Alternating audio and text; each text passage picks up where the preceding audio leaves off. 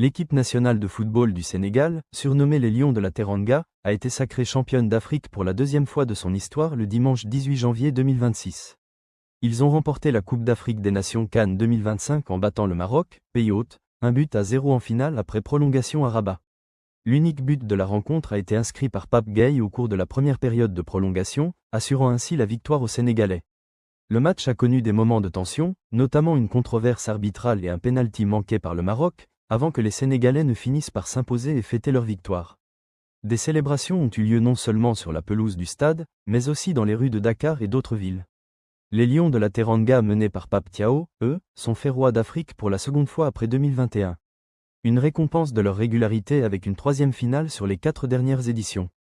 De retour au pays, les joueurs ont été accueillis en héros par des dizaines de milliers de supporters dans les rues de Dakar, avant d'être honorés par le président de la République. Il les a offert une prime de 75 millions de francs CFA et un terrain à chaque joueur pour célébrer cette victoire historique. Le capitaine sénégalais Sadio Mané a été désigné meilleur joueur de cette édition de la CAN 2025. Et on se souvient qu'il l'a été aussi lors du premier sacre des Lions de la Teranga, ce qui prouve encore qu'il restera le meilleur joueur de l'équipe nationale du Sénégal de tous les temps. Le football africain lui doit beaucoup.